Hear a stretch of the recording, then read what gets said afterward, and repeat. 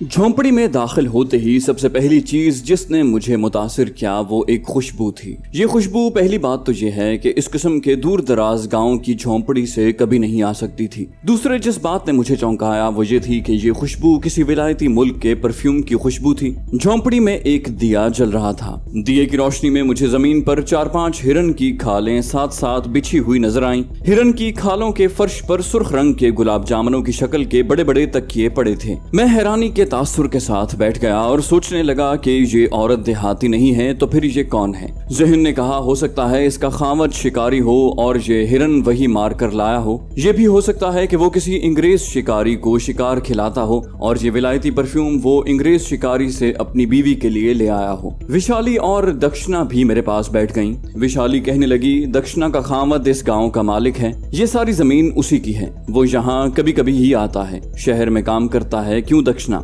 दक्षिणा मेरी तरफ देख रही थी, मुस्कुराकर बोली, हाँ वो कभी कभी ही यहाँ आता है मगर मुझे उससे प्रेम नहीं है। और दोनों खिलखिलाकर हंस पड़ी। विशाली ने मेरे सामने दक्षिणा से पूछा, गांव से बैलगाड़ी किस रोज शहर जाएगी? दक्षिणा ने हंसकर कहा, क्यों, क्या तुम इतनी जल्दी वापस चली जाओगी? विशाली ने कहा, अरे नहीं, मुझे नहीं, हमारे दोस्त को काठियावाड़ जाने की जल्दी है। दक्षिणा ने मेरी तरफ देखा। मैंने कहा, हाँ मुझे जाना है, वहाँ लोग मेरी राह देख रहे हैं। उस औरत ने अजीब अंदाज से मेरी तरफ देखा और कहा, हम भी तो तुम्हारी राह देख रहे थे। और एक बार दोनों खिलखिलाकर हंस पड़ी। उस औरत का ये जुमला मेरी समझ में ना आया कि ये उसने क्यों कहा था। बस मैं भी खिसियानी सी हंसी हंस कर रह गया और सिर्फ इतना ही कहा, आपका शुक्रिया लेकिन मुझे जल्दी जाना है। दक्षिणा गर्दन को एक तरफ बड़ी खास अदा से झुकाकर बोली, चिंता न करो, कल का दिन छोड़कर परसों बड़े काका खुद गाड़ी लेकर शहर जा रहे हैं, वहाँ से तुम्हें काठियावाड़ की लारी मिल जाएगी। मैंने दिल में सोचा कि ये 2 दिन किसी न किसी तरह यहाँ गुजारने ही पड़ेंगे।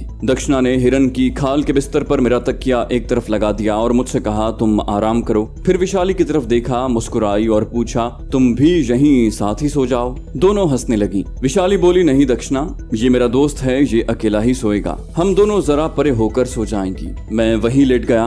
दक्षिणा और विशाली कुछ फासले पर तकिए लेकर लेट गईं। थोड़ी देर बाद ही मुझे नींद आ गई क्योंकि मैं बेहद थका हुआ था। जब आंख खुली तो दिया बुझ चुका था। झोंपड़ी के पर्दे के नीचे से दिन की रोशनी अंदर आ रही थी। इतने में विशाली झोंपड़ी में दाखिल हुई। कहने लगी, उठकर मुंह हाथ धो लो, फिर खाना खाएंगे। मैं झोंपड़ी से बाहर आ गया। बाहर दिन की रोशनी चारों तरफ फैली हुई थी। आसमान पर उसी तरह बादल छाए हुए थे। दूसरी झोंपड़ियों के बाहर कोई मर्द, औरत या बच्चा नजर नहीं आता था। मैंने विशाली से पूछा, गाँव के लोग कहाँ हैं? क्या सब अभी तक सो रहे हैं? वो बोली, दूसरे गाँव में कोई मेला है, वहाँ गए हुए हैं, शाम तक वापस आ जाएंगे। आओ नदी पर चलते हैं। गाँव की फजा मुझे बड़ी पुरस्कार लग रही थी। झोंपड़ियों के पीछे कुछ फलदार दरख्त थे, उनके दरमियान सब्जियों के 2-3 खेत थे। उनके दरमियान एक छोटी सी पहाड़ी नदी बह रही थी। विशाली साड़ी उतार कर मेरे सामने ही नदी में उतर गई। मैं जरा ओट में होकर नहाने लगा तो उसने कहा, तुम मुझसे क्यों पर्दा करते हो? मैंने विशाली के इन सवालों का कोई जवाब न दिया। नदी का पानी गहरा नहीं था। मैंने अच्छी तरह से अपने जिस्म और सर को धोया।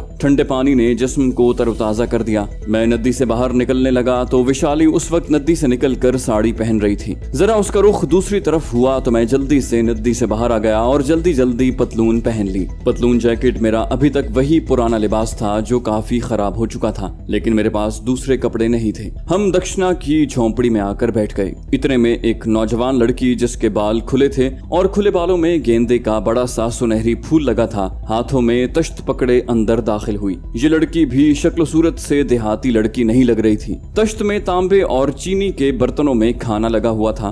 भुना हुआ गोश्त और मछली थी, चावल थे, चाय की चैनक और छोटी नीले फूलों वाली प्यालियां थी। एक थाली में फल रखे थे। शीशे का जग पानी से भरा हुआ था। मेरी हैरानी और तजस्सुस में इजाफा होता जा रहा था। ये सारे बर्तन और खाना शहर के किसी ऊंचे तबके की माशरत की नुमाइंदगी करते थे। मैं हैरान था कि इतने कीमती बर्तन यहाँ कहाँ से आ गए हैं और इतना उम्दा खाना पकाने वाला यहाँ कौन होगा। फिर ख्याल आया कि दक्षिणा का खामद शहर में होता है। हो सकता है वो शहर से ये बर्तन ले आया हो और उसने दक्षिणा की खिदमतगारी के लिए कोई शहर का बूढ़ा बावर्ची लाकर रख दिया हो। दक्षिणा भी आ गई। उसने गोल्डन रंग की दूसरी साड़ी पहन रखी थी। बालों में उसी रंग के पत्थर चमक रहे थे। नाक में मोती पड़ा था। बालों बालों का जूड़ा किया हुआ था जिसमें मोतिये के सफेद फूल सजे थे। उसके लिबास से वही विलायती परफ्यूम की खुशबू की लहरें उठ रही थीं। मुझसे रहा न गया, मैंने पूछ ही लिया कि वो ये परफ्यूम कहाँ से लाई है। दक्षिणा ने मुस्कुराकर कहा, मेरे खामद ने मुझे शहर से ला कर दिया है, तुम्हें पसंद है तो तुम ले लो, मैं और मंगवा लूंगी।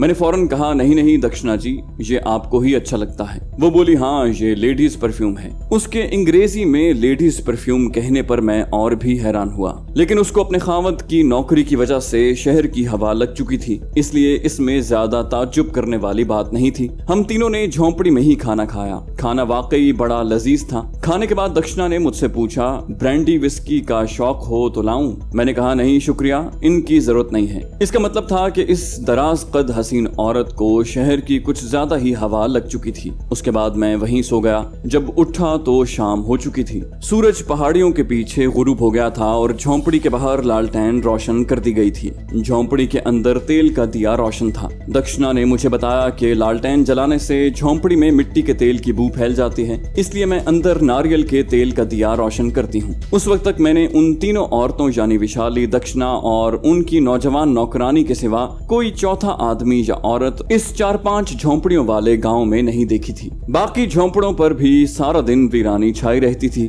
और शाम के वक्त तो उनके बाहर लालटेन भी रोशन नहीं की गई थी। हम दक्षिणा के झोंपड़े में बैठे चाय पी रहे थे। मैंने विशाली से पूछा, सुबह बैलगाड़ी शहर किस वक्त जाएगी? उसने दक्षिणा की तरफ देखा। वो बोली, बड़े काका बैलगाड़ी लेकर दूसरे गांव मेले पर गए हुए हैं। गांव की औरतें और बच्चे और मर्द भी साथ ही गए हैं। सुबह सुबह शायद आ जाएंगे। दोपहर को तुम्हें लेकर शहर चले जाएंगे। क्यों, तुम बोर हो गए हो? ये बोर का लफ्ज भी शहरी माशरत का लफ्ज था, लेकिन मेरी सारी हैरानी ये मालूम करके तकरीबन खत्म हो गई थी कि दक्षिणा का खामद ये सारा कल्चर शहर से लाया है और दक्षिणा चूंकि रंगीन मिजाज औरत है इसलिए उस पर शहर का रंग ज्यादा चढ़ गया है। मैंने कहा, नहीं नहीं, मैं बिल्कुल बोर नहीं हुआ। पीछे मेरे दोस्त मेरी गुमशुदगी से परेशान हो रहे होंगे, इसलिए मैं जल्दी पहुंचना चाहता हूँ। दक्षिणा बोली, कोई बात नहीं, जहाँ कल की रात गुजारी है वहाँ एक और रात गुजार लो। कल शाम तक तो तुम शहर पहुँच ही जाओगे। विशाली कहने लगी, चाय पियो मेरे प्रेमी, कल तो तुम चले ही जाओगे। विशाली ने मेरे लिए पहली बार प्रेमी का लफ्ज इस्तेमाल किया था।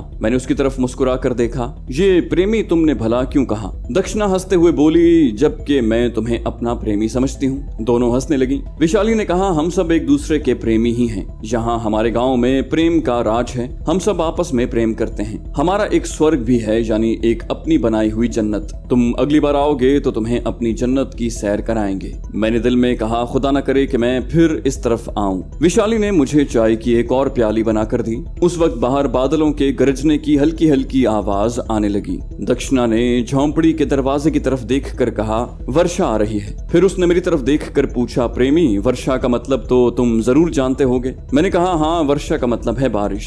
दोनों बहुत खुश हुई। अब इन दोनों औरतों ने न जाने क्यों मुझे प्रेमी कहकर बुलाना शुरू कर दिया। बाहर से बारिश की बूंदे गिरने की आवाज आने लगी। दक्षिणा ने बड़ी जज्बाती आवाज में कहा, वर्षा होने लगी है। इस वक्त आकाश पर देवता अपनी देवदासियों के साथ बैठकर सोमरस पीते हैं। मैंने दिल में कहा, जहन्नुम में जाएं तुम्हारे देवता और देवदासियां। इन लोगों की वजह से मैंने बड़ी सख्त मुसीबतें उठाई थीं। विशाली बोली, मैं सोमरस लाती हूँ, हम देवताओं का नेक शगुन मनाएंगे। वो उठकर बाहर चली गई। दक्षिणा मेरे साथ ही बैठी रही। वो बार बार बाजू ऊपर उठाकर अपने जूड़े को ठीक कर रही थी और मेरी तरफ बड़ी तिरछी और मानी खेज निगाहों से देखती जाती थी। मैं उसकी निगाहों के मानी खूब समझता था, लेकिन अपनी जगह पर कायम था और पहले भी मुश्किल से मुश्किल हालात में भी खुदा के फजल से कायम रहा था। ऐसे मौकों पर मुझे अपनी बीवी जमीला का ख्याल आता। उस वक्त भी मुझे जमीला का ख्याल आ गया था और मेरा दिल उसको याद करके वाकई उदास हो गया। विशाली तेज तेज कदम उठाती झोंपड़ी में आई तो उसके हाथ में शराब की बोतल थी। ये विलायती शराब की बोतल थी। कहने लगी, बाहर बारिश हो रही है दक्षिणा। दक्षिणा ने तेज तेज सांस लेकर कहा, सच कह रही हो मेरी जान? वो बोली, हाँ, खुद जाकर देख लो। दक्षिणा ने कहा, मैं तुम्हारे जिस्म पर हाथ फेर कर देखूंगी कि बाहर बारिश हो रही है या नहीं। मेरे पास आओ। विशाली ने बोतल रख दी और दक्षिणा के पास चली गई। दक्षिणा उसके जिस्म पर बड़े प्यार से हाथ फेरने लगी। विशाली ने भी दक्षिणा के जिस्म पर हाथ फेरना शुरू कर दिया। मैंने दिल में लाहौल वाला कुव्वत पढ़ा और मुंह दूसरी तरफ फेर लिया। दक्षिणा ने हल्का सा कहकहा लगाकर कहा, तुम्हारा प्रेमी नाराज हो गया है विशाली। विशाली कहने लगी, मेरे प्रेमी नाराज ना होना, हम दोनों सहेलियां बारिश को बहुत पसंद करती हैं। वर्षा रात के वक्त हो तो हम जज्बाती हो जाती हैं और कोई बात नहीं है। विशाली ने सोमरस की बोतल में से थोड़ी थोड़ी शराब चीनी की प्यालियों में डाली और उसकी चुस्कियां लगाने लगी। लगी। उन्होंने मुझे भी थोड़ी सी पी लेने पर मजबूर किया। जब मैंने हर बार सख्ती से इनकार कर दिया तो उन्होंने फिर मुझे मजबूर न किया। इस दौरान विशाली ने मुझे चाय की एक और प्याली बना कर दी। मैं चाय पीता रहा और वो दोनों औरतें सोमरस पीती रहीं। बाहर बारिश तेज हो गई थी। अगर बारिश न हो रही होती तो मैं उठकर बाहर चला जाता, क्योंकि मैं वहां बैठे बैठे सख्त बोर हो गया था। फिर मैं एक तरफ सरहाने से टेक लगाकर नींद दराज हो गया। दक्षिणा ने मेरी तरफ देखकर कहा, प्रेमी जी, नींद आ रही है तो थोड़ा आराम कर लो, खाने के वक्त हम तुम्हें उठा देंगी। मुझ पर वाकई कुछ गुनूदगी सी तारी होने लगी थी। इसकी वजह यही थी कि एक तो मैं वहां बोर हो गया था, दूसरे पिछली रात भी नहीं सोया था, दिन को भी अच्छी तरह नहीं सो सका था। मैंने यही फैसला किया कि नींद आ रही है तो थोड़ी देर आराम कर लेना चाहिए। मैंने कहा, मैं कुछ देर के लिए सो जाता हूँ। मैंने आंखें बंद कर ली। जैसे ही मैंने आंखें बंद की मुझे कुछ होश न रहा। जब आंख खुली तो मैं यही समझा कि मैं काफी देर तक सोया रहा हूँ। सर थोड़ा थोड़ा भारी जरूर था। मेरे चारों तरफ अंधेरा था। शायद झोंपड़ी में जलता हुआ दिया बुझ गया था या किसी ने उसे बुझा दिया था। झोंपड़ी में किसी तरफ से कोई रोशनी नहीं आ रही थी। इसका मतलब था कि अभी रात ही का वक्त है। मैं उठकर बैठ गया। अचानक मुझे महसूस हुआ कि मैं हिरन की खाल के सख्त बिस्तर की बजाय किसी नरम रेशमी बिस्तर पर हूँ। मैंने हाथ लगा कर देखा, मेरा हाथ बिस्तर की रेशमी चादर पर फिसलता चला गया। फजा में दक्षिणा के खास परफ्यूम की खुशबू बसी हुई थी, जो इस बात का सबूत था कि मैं दक्षिणा के झोंपड़े में ही हूँ। लेकिन वहाँ रेशमी बिस्तर कहाँ से आ गया, ये बात मेरी समझ में नहीं आ रही थी। मैंने आहिस्ता से विशाली को आवाज दी, विशाली। किसी ने कोई जवाब न दिया। मैंने बिस्तर को टटोला। बहुत जल्द मुझ पर एक और हैरान कर देने वाला इंकिशाफ हुआ कि मैं एक नर्मो नाजुक गद्दे पर पलंग पर बैठा हुआ हूँ। मैंने पलंग के नीचे पांव रखा तो महसूस हुआ कि फर्श पर कालीन बिछा है। अंधेरा इतना था कि कोई शय दिखाई नहीं दे रही थी। इतने में किसी जानिब से हल्की हल्की मौसीकी की लहरें उभरने लगी। मैंने गौर से सुनी। ये उस जमाने के मकबूल आम अंग्रेजी गाने की धुन थी जिसे एक मशहूर अंग्रेजी लड़की ने गाया था। कहीं मैं ख्वाब तो नहीं देख रहा, ये सोचकर मैंने अपने बाजू पर चुटकी भरी, लेकिन नहीं, ये ख्वाब नहीं था, मैं जाग रहा था। ये सब कुछ मैं जिंदा हालत में सुन रहा था। फिर मैं कहाँ आ गया हूँ? विशाली और दक्षिणा मुझे कहाँ ले आई हैं? चूंकि इस किस्म का खतरनाक हादसा वाकई मेरे साथ पहले हो चुका था, इसलिए मैं अंदर से खौफजदा जरूर हुआ कि कहीं इस किस्म का भयानक हादसा मेरे साथ एक बार फिर पेश तो नहीं आ रहा। अंग्रेजी म्यूजिक आहिस्ता आहिस्ता गायब हो गया। उसकी जगह अब सितार की धुन उभरने लगी। ये हिंदुस्तानी धुन थी। अब मुझसे रहा न गया। मैं बेख्तियार पुकार उठा, विशाली, दक्षिणा। इस बार भी किसी तरफ से कोई जवाब न आया। या खुदाया, मैं किस दुनिया में आ गया हूँ? कहीं मैं किसी खलाई मखलूक की कैद में तो नहीं हूँ? इतने में एकदम रोशनी हो गई। मेरी आंखें चुंधिया गईं। मैंने आंखों के आगे बाजू कर लिया। बाजू हटाया तो क्या देखता हूँ? मैं एक शानदार और अमीराना माहौल के बेडरूम में हूँ। दीवारों पर रेशमी पर्दे गिरे हुए हैं। फर्श पर कीमती कालीन बिछे हैं। जिस पलंग पर बैठा हुआ था वो डबल बेड था और जर्द रेशमी चादर से ढका हुआ था। पलंग की दोनों जानिब आबनूसी साइड टेबल थी, जिन पर दोनों जानिब एक एक सुनहरी टेबल लैंप रोशन था। सामने आतिशदान के पास गोल्डन किनारों वाले सोफे पड़े थे। कार्नर्स पर क्यूपिड और साइकी देवी का मुजस्मा रखा था। दीवार पर एक उरिया औरत की तस्वीर बनी हुई थी जो जंगल में एक तरफ दौड़ती जा रही थी और उसके पीछे एक शेर लगा हुआ था। छत मुनक्कश थी।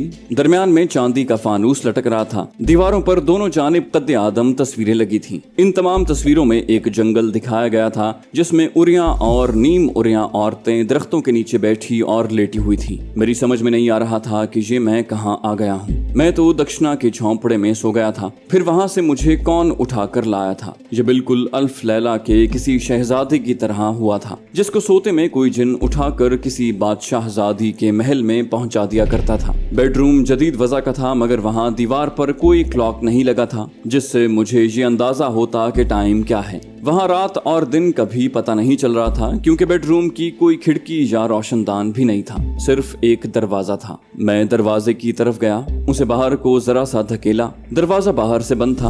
बेडरूम की फजा में सितार की हल्की हल्की झनकार उभर रही थी। ये आवाज दीवार के अंदर लगे किसी स्पीकर से आ रही थी। मैं अपने उसी जैकेट और पतलून वाले लिबास में था। मेरा लिबास तब्दील नहीं हुआ था। मैं पलंग पर आकर बैठ गया और सोचने लगा कि ये सब कुछ क्या है और मैं किसी जादू नगरी में में तो नहीं आ गया? कहीं मेरे साथ फिर कोई भयानक वारदात तो नहीं होने वाली? मेरे दिल में तरह तरह के वसवसे और खदशात पैदा होने शुरू हो गए थे। मैं पलंग पर बैठ गया। फिर दरवाजा खुलने की आवाज आई और दक्षिणा बड़ी बनी संवरी सुनहरी जरतार साड़ी पहने, बालों में गेंदे के फूलों का गजरा सजाए मुस्कुराती हुई अंदर दाखिल हुई। मैंने अपने लहजे की तलखी को छुपाने की नाकाम कोशिश करते हुए उससे पूछा, मैं जानता हूँ तुम लोग मुझे बेहोश करके यहाँ लाए हो, तुम्हें क्या हक पहुँचता था? दक्षिणा बड़ी दिलरुबाई के साथ चलती मेरे पास आकर पलंग पर बैठ गई और शीरीं लहजे में बोली, प्रेमी जी, मैंने तुमसे वादा किया था कि मैं तुम्हें अपने स्वर्ग की सैर कराऊंगी। मैं तो तुम्हें स्वर्ग की सैर कराने लाई हूँ। आज का दिन हमारे स्वर्ग में गुजार लो, सारी जिंदगी याद करोगे। कल चले जाना।